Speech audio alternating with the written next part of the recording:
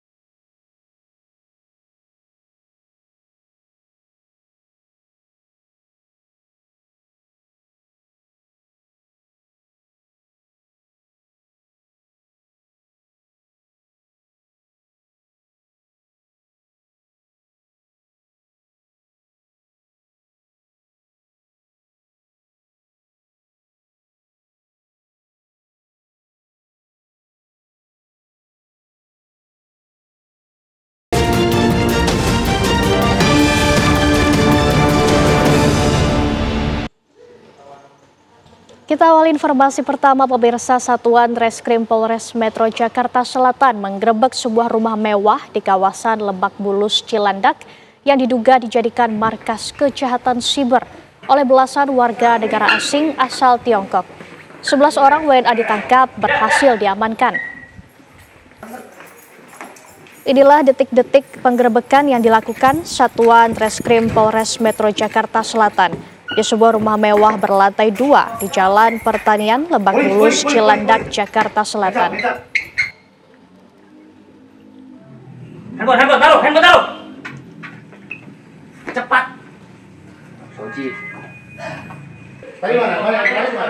Di dalam rumah tersebut, polisi mendapati sejumlah warga negara asing asal Tiongkok sedang beraktivitas di setiap kamar yang telah dipasangi perangkat elektronik, komputer, dan ponsel pintar yang diduga digunakan untuk melakukan penipuan melalui panggilan telepon.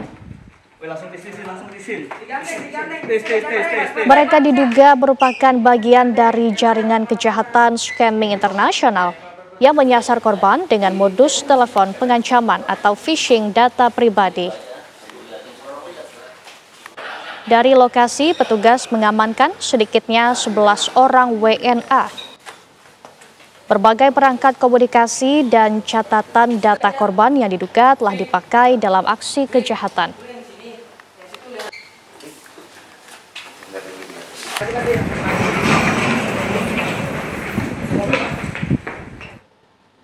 Tiga unit mobil yang terparkir di halaman masjid di jalur Pantura Kedawung, Kabupaten Cirebon, Jawa Barat ludes terbakar.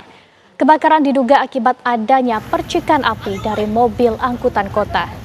Astagfirullahaladzim, nggak bawa dam dorong.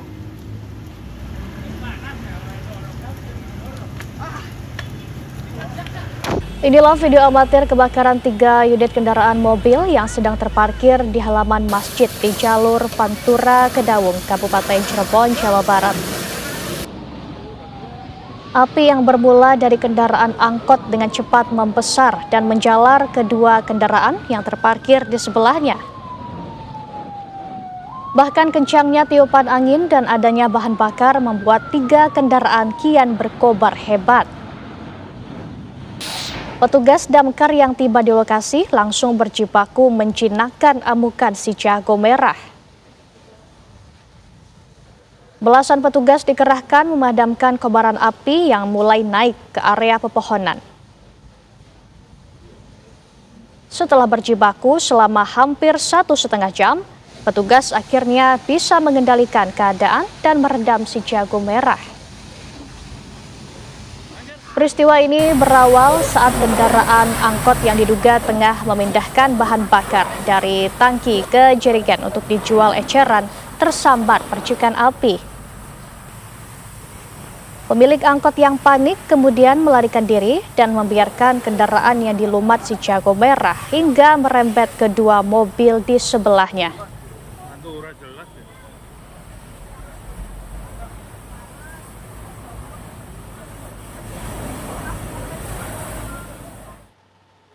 Pelaku pencurian sepeda motor akhirnya berhasil ditangkap petugas setelah video pencuriannya beredar di dunia maya.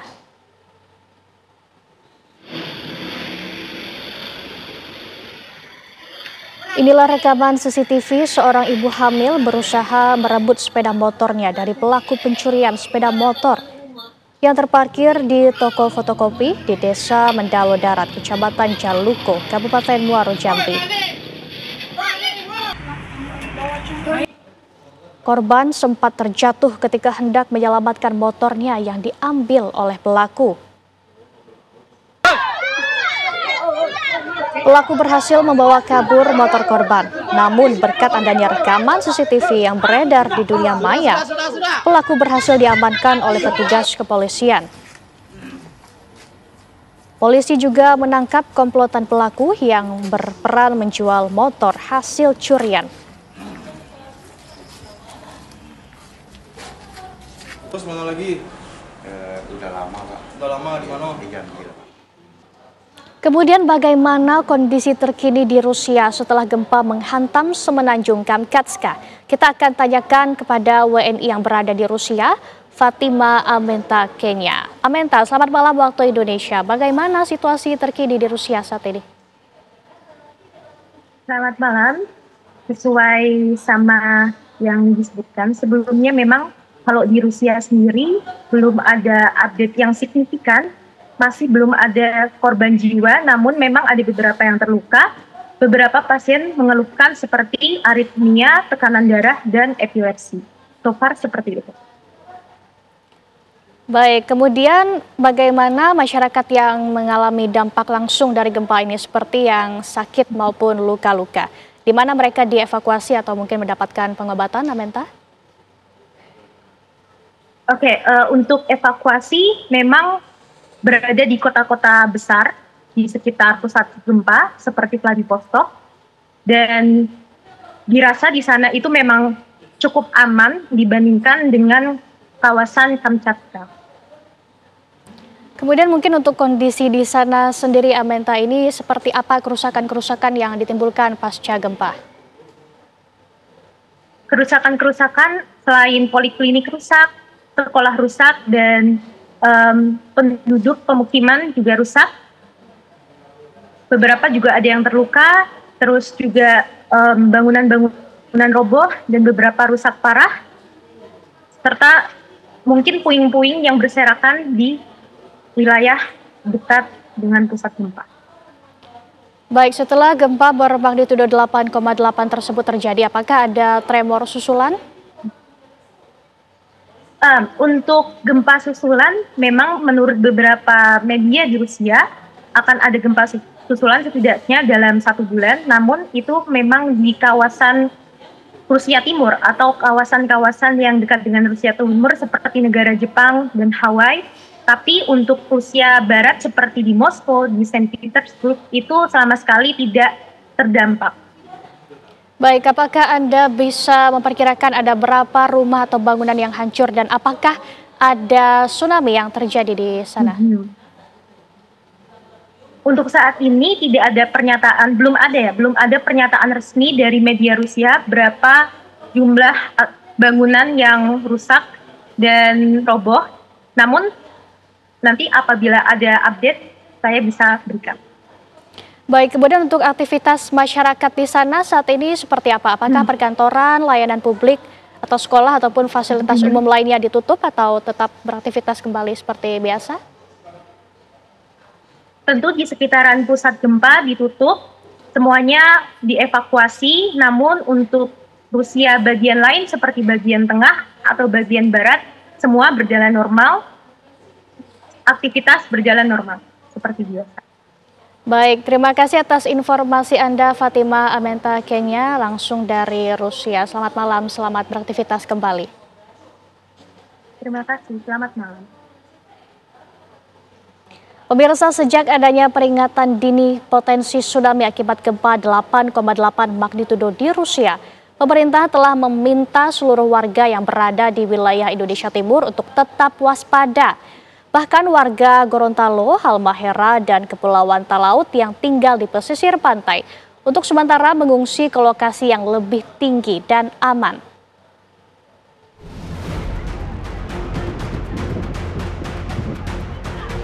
Lebih dari 100 warga pesisir, terutama warga Kelurahan Leato Selatan di Kota Gorontalo mengungsi ke Pangkalan Angkatan Laut Gorontalo lantaran khawatir terjadi tsunami akibat gempa yang mengguncang Rusia. Pangkalan Angkatan Laut Gorontalo dipilih sebagai posko pengungsian karena lokasinya berada di dataran tinggi. Untuk mengantisipasi bertambahnya pengungsi, Lanal Gorontalo telah menyiapkan 2 gedung utama dengan daya tampung hingga 500 warga. Selama di pengungsian, Lanal Gorontalo dan BPBD turut menyediakan makanan dan barang kebutuhan lainnya bagi para pengungsi.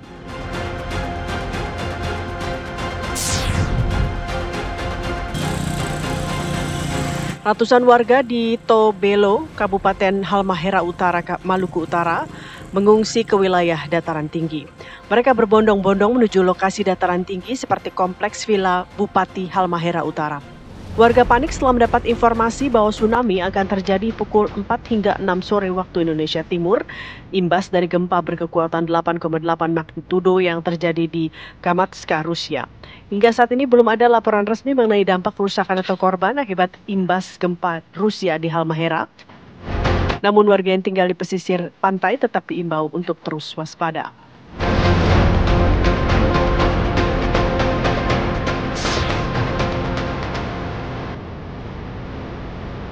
Menyikapi imbauan BMKG mengenai potensi tsunami akibat gempa di Rusia, alarm peringatan dini waspada bencana tsunami hari ini dibunyikan petugas BMKG dan pemerintah daerah di Pelabuhan Beo, Kabupaten Kepulauan Talaut, Sulawesi Utara. Warga yang tinggal di pesisir pantai Kabupaten Kepulauan Talaut, khususnya di Miangas, Geme, Tampanama, dan sekitarnya diimbau agar menjauhi area pantai dan mengungsi ke dataran tinggi yang lebih aman. Mereka yang tinggal di area pesisir pantai hingga peringatan dini tsunami dicabut. Tim TV One mengabarkan. Dan apa dampak tsunami di Rusia terhadap Indonesia? Berikut keterangan dari Kepala Pusat Gempa Bumi dan Tsunami BMKG, Daryono. Kita berinisiatif untuk melakukan pemodelan detail terkait dengan wilayah yang ada di Indonesia ini. Sehingga BMKG melakukan pemodelan dari gempa yang terjadi dan betul berpotensi tsunami. Namun memiliki status ancaman waspada. Artinya estimasi kejadian tsunami yang terjadi kemungkinan hanya kurang dari 0,5 meter. Dan di sini kami tayangkan wilayah-wilayah yang memiliki potensi ancaman status ancaman waspada, yaitu kurang dari 0,5 meter, ada di wilayah Indonesia bagian timur dan timur laut. Di mana setelah detail akan kami laporkan bahwa tsunami ini diestimasi akan sampai di Kepulauan Talaut dengan waktu tiba pukul 14:52 24 detik waktu Indonesia Timur. Kemudian tengah, waktu Indonesia bagian tengah. Kemudian Gorontalo Utara pukul 16:39 detik di waktu Indonesia bagian tengah. Kemudian polisi kembali berhasil mengungkap kasus perdagangan bayi lintas negara. 6 orang tersangka berhasil diamankan yang diduga kuat terlibat dalam jaringan penjualan bayi ke luar negeri. Informasi selengkapnya akan kami hadirkan usai jeda. Tetaplah bersama kami.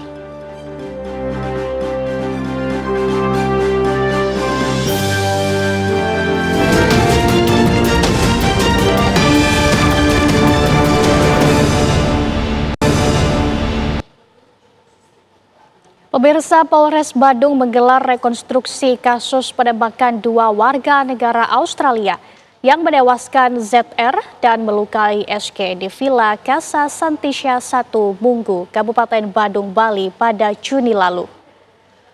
Polisi menghadirkan 2 orang tersangka berinisial MC alias Joskun dan TPM alias Topo. Rekonstruksi dilaksanakan di 3 lokasi, yakni di toko bangunan tempat para pelaku membeli palu, lokasi penembakan di sebuah villa di Desa Munggu, Kabupaten Badung, dan di kawasan Subak Anjelir, lokasi para tersangka membuang barang bukti berupa senjata api. Para tersangka memperagakan 11 adegan, di mana adegan ke-7 dan ke-8, 2 pelaku melakukan penembakan kepada korban. Rekonstruksi dikawal aparat kepolisian bersenjata lengkap. Kamar mandi. Enggak sih, nggak ada nih. Iya, kamar mandi. Iya, langsung masuk ke dalam dia. Adegan itu berjumlah 11 adegan. Dari yang toko Sinar Harapan sampai dengan di sini dan kemudian terakhir nanti di Buit Anjelet. Direktorat Reserse Kriminal Umum Polda Jawa Barat kembali berhasil mengungkap kasus perdagangan bayi lintas negara. 6 orang tersangka berhasil diamankan yang diduga kuat terlibat dalam jaringan penjualan bayi ke luar negeri.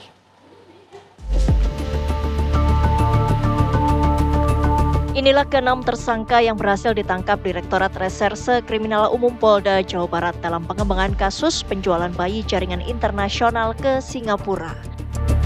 Ke-6 wanita berinisial TSH, KR, DI, DA, FL, dan ML diamankan di wilayah Kalimantan Barat, tepatnya di Pontianak dan Kuburaya, dan tiba di Polda Jawa Barat pada Selasa malam. Ke-6-nya itu merupakan pengasuh dan juga mereka pernah ikut mengantar ya sebagai orang tua palsu ke Singapura, bayi-bayi yang diadopsi di sana. Berarti yang 2 DPO belum ya? 2 DPO sementara masih dalam pencarian. Ini diamankannya dari mana? Di daerah Kalimantan Barat, di Pontianak dan Kuburaya. Dan yang 2 DPO kesulitannya apa, Dan? Tidak ada kesulitan, memang kita belum memastikan kondisi atau keberadaan tersangkanya. Mungkin dalam waktu dekat kita akan lakukan penangkapan. 4 orang diantaranya telah dibawa ke Polda Jawa Barat untuk pemeriksaan intensif. 2 lainnya tidak dilakukan penahanan karena tengah hamil. Sementara 2 pelaku masih berstatus DPO dan masih diburu polisi. Sebelumnya, pada pertengahan Juli lalu, Direktorat Reserse Kriminal Umum Ditreskrimum Polda Jawa Barat bekerja sama dengan Imigrasi Bandara Soekarno-Hatta, Tangerang, berhasil menangkap otak sindikat penjualan bayi jaringan internasional. Pelaku utama sindikat penjualan bayi ke Singapura ini adalah wanita paruh baya berusia 69 tahun. Komplotan ini menjual bayi ke luar negeri dengan modus adopsi. Sudah sekitar 25 bayi menjadi korban tindak pidana perdagangan orang atau TPPO yang dijual ke luar negeri. Dari Bandung, Jawa Barat, Cepi Kurnia, TV One mengabarkan.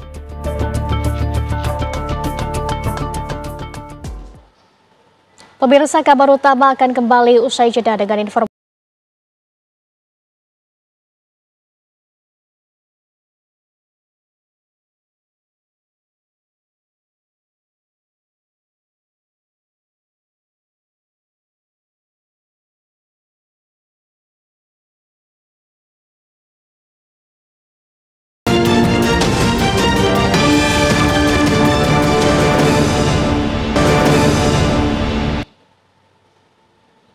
Anda kembali menyaksikan kabar utama pemirsa.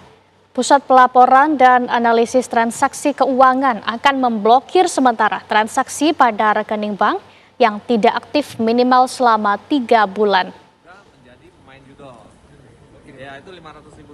Menurut Kepala PPATK Ivan Yustiavandana, kebijakan ini untuk melindungi masyarakat dari tindak kejahatan.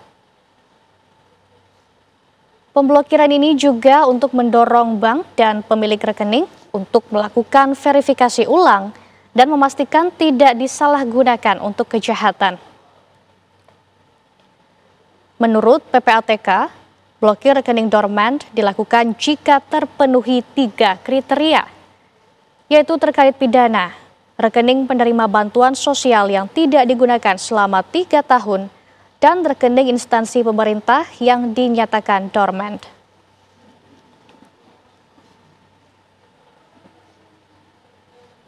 PPATK mengungkap 15.000 dari 1 juta rekening dorman yang diteliti ternyata malah disalahgunakan oleh para pelaku kejahatan. Lantas pemirsa, definisi rekening menganggur seperti apa yang akan dibekukan oleh PPATK?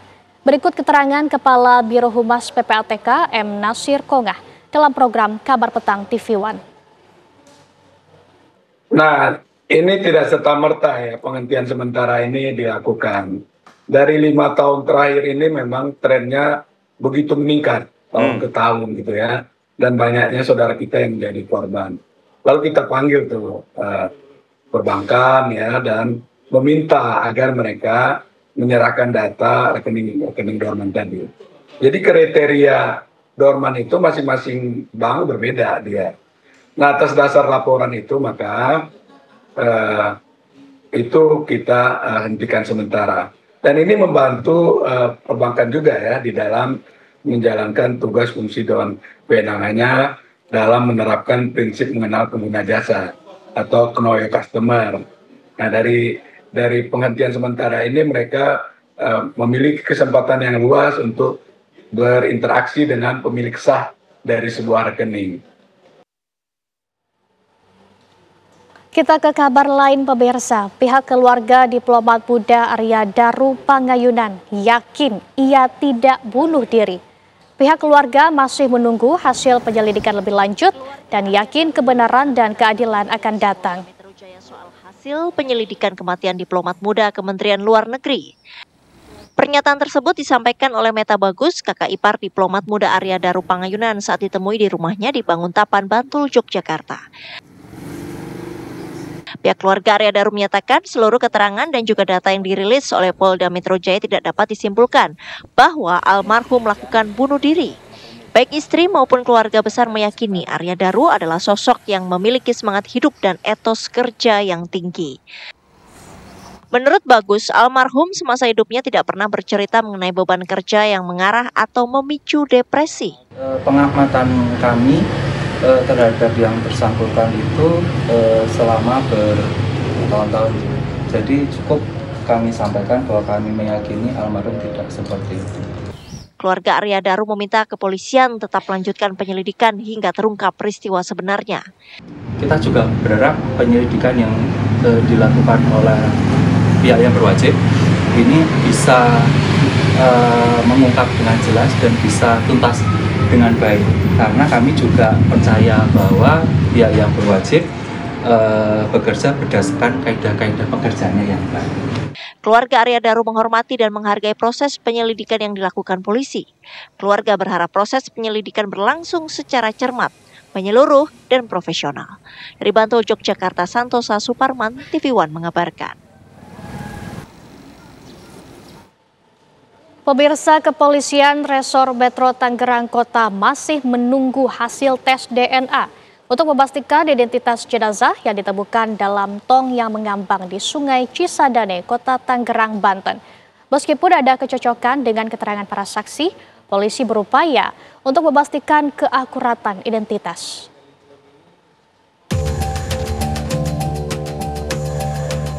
Polisi hingga kini belum bisa memastikan identitas dan penyebab kematian jenazah wanita yang ditemukan dalam tong berwarna biru di aliran Sungai Cisadane, Kota Tangerang, Banten. Meski ada kecocokan dengan keterangan saksi-saksi, namun guna memastikan keakuratan identitas korban, tim penyidik menunggu hasil dari tes DNA. Sebelumnya polisi juga telah menyebar ciri-ciri jasad tersebut. Pada jasad terdapat tai lalat di sekitar mulut, menggunakan kawat gigi atas bawah dan mengenakan kaos berwarna hitam. Kapolres Metro Tangerang Kota Kombes Pol Raden Muhammad Jauhari mengatakan dengan pencocokan hasil tersebut, nantinya Polri dapat mengungkap kasusnya secara terang benderang. Ada dugaan awal identitas korban yang saat ini kita upayakan untuk pencocokan dengan keterangan-keterangan yang ada di lapangan sambil menunggu hasil yang resmi forensik, yaitu penyesuaian DNA korban dengan keluarga yang saat ini kita duga ada kecocokan dengan korban. Meski begitu, masyarakat diharapkan dapat melapor ke kantor kepolisian terdekat jika merasa kehilangan sanak saudara. Dari Tangerang, Banten, Rusdi Muslim, TV One mengabarkan.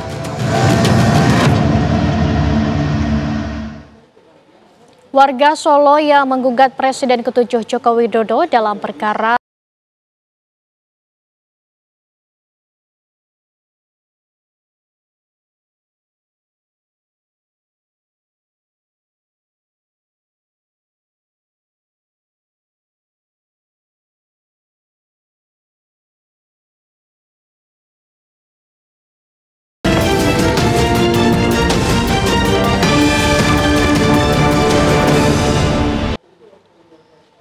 Pemirsa, Presiden Prabowo Subianto melayat ke rumah duka Kwik Kian Gi di Rumah Sakit Pusat Angkatan Darat Jakarta. Presiden Prabowo tiba di RSPAD pada Rabu siang. Presiden Prabowo mengucapkan bela sungkawa atas meninggalnya mantan Menteri Koordinator Bidang Ekonomi, Keuangan, dan Industri tersebut. Prabowo mengaku kehilangan atas meninggalnya tokoh bangsa yang sangat berjasa atas pemikirannya. Presiden juga mengaku sangat dekat dengan Kwik Kian Gi yang sering memberikannya saran. Ekonom Kwik Kian Gi meninggal pada Senin kemarin di usianya yang ke-90 tahun.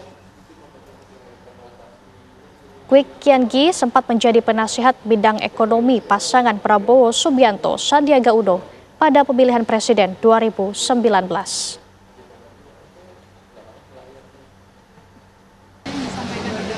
Enggak, saya datang hanya untuk menghormati bela sungkawa ya Pak Kwik, seorang tokoh bangsa yang sangat berjasa. Pemikiran beliau sangat mempertahankan ekonomi Pancasila, ekonomi pasal 33. Beliau seorang tokoh yang luar biasa. Saya merasa dekat sama beliau. Beliau banyak kasih nasihat ke saya. Bahkan beberapa hari yang lalu pun mengirim WA ya, memberi saran-saran. Beliau masih terus memberi WA.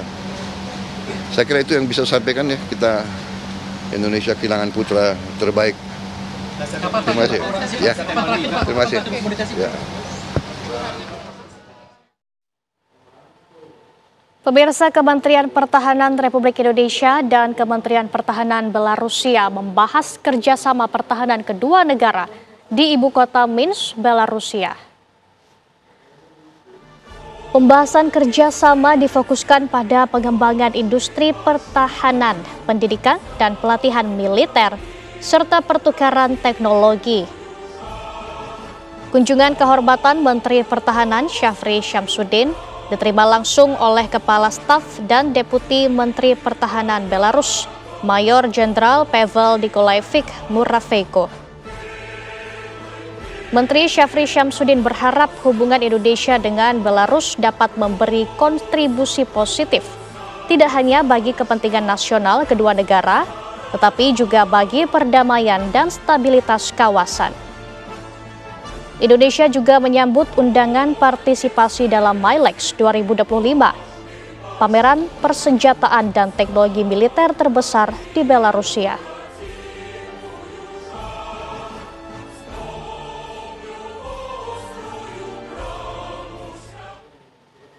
Warga Solo yang menggugat Presiden ke-7 Joko Widodo dalam perkara Wan Prestasi mobil SMK mendatangkan 1 unit mobil SMK pickup ke Pengadilan Negeri Solo.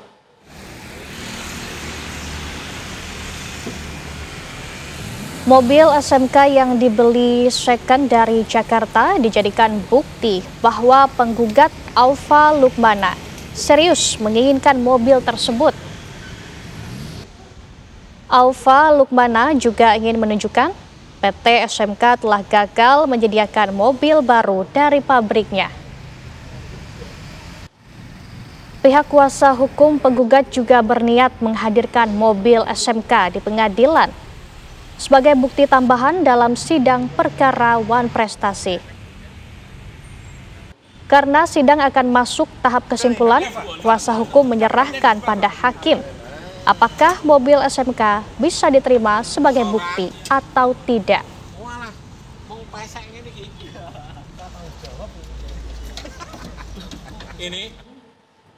Pemirsa, 2 pelaku pencurian laptop milik seorang pengguna kereta komuter lain yang tertinggal berhasil ditangkap kepolisian Unit Reskrim Polsek Tambora. Kedua pelaku yang berprofesi sebagai pengamen kerap mencari kesempatan untuk mengambil barang penumpang yang tertinggal.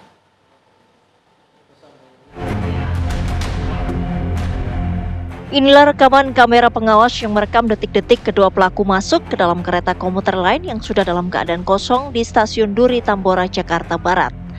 Saat itu salah satu pelaku tampak mengambil sebuah tas berwarna hitam dari tempat penyimpanan barang penumpang. Keduanya lantas membawa tas yang diketahui berisi laptop untuk kemudian dijual di pusat perbelanjaan di kawasan Jakarta Pusat senilai Rp750.000. Mendapatkan laporan tersebut, polisi unit Reskrim Polsek Tambora bergerak cepat dan berhasil menangkap kedua pelaku di kawasan Stasiun Manggarai dan Kalianyar, Tambora, Jakarta Barat. Telah berhasil mengamankan 2 orang terkait berita viral di media sosial yang melakukan aksi pencurian laptop di kereta. Itu diamankan di mana, Pak? Untuk kedua pelaku berinisial J dan DM, kami amankan di dua lokasi berbeda, satu di Stasiun Manggarai dan satu lagi di kontrakannya di Kalianyar. Kedua pelaku yang berprofesi sebagai pengamen memang kerap mencari kesempatan untuk mengambil barang penumpang yang tertinggal. Dari pemeriksaan sementara diketahui keduanya sudah beraksi selama 5 kali. Atas perbuatannya, kedua pelaku akan dijerat dengan pasal 362 KUHP tentang pencurian dengan ancaman hukuman 5 tahun penjara. Dari Jakarta, Arif Budiman Saputra, TV One mengabarkan. Pemirsa, kabar utama akan kembali usai jeda dengan informasi penertiban pedagang di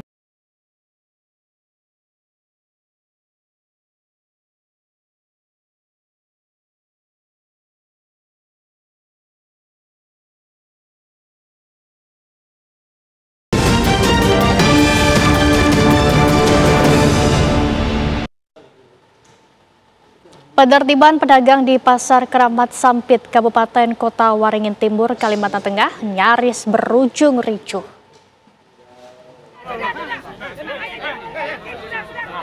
Adu argumen sempat terjadi setelah pengurus pasar sempat menolak proses pembongkaran bangunan.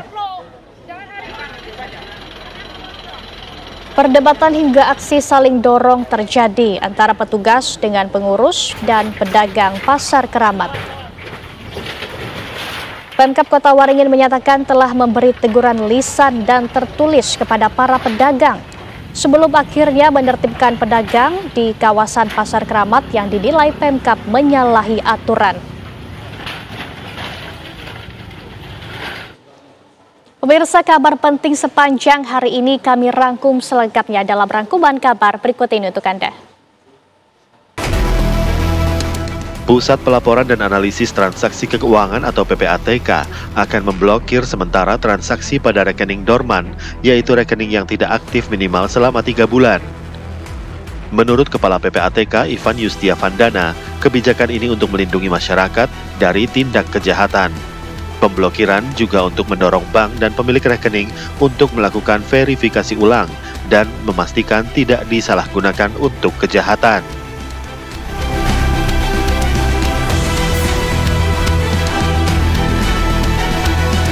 Ditreskrimum Polda Jawa Barat kembali berhasil mengungkap kasus perdagangan bayi lintas negara.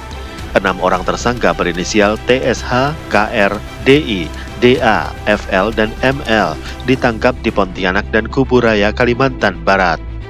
4 orang di antara mereka telah dibawa ke Mapolda Jawa Barat. 2 lainnya tidak dilakukan penahanan karena sedang hamil. Sedangkan 2 pelaku masih diburu polisi. Komplotan ini menjual bayi ke luar negeri dengan modus adopsi. Komplotan ini telah menjual sekitar 25 bayi ke berbagai negara. Tim TV One mengabarkan. Pemirsa, rangkuman kabar tersebut sekaligus mengakhiri kabar utama pada malam ini. Setelah ini Anda akan menyaksikan program kabar hari ini bersama rekan Prita Zega. Saya Laura Luis, mewakili kru yang bertugas mengucapkan terima kasih. Selamat malam, sampai jumpa.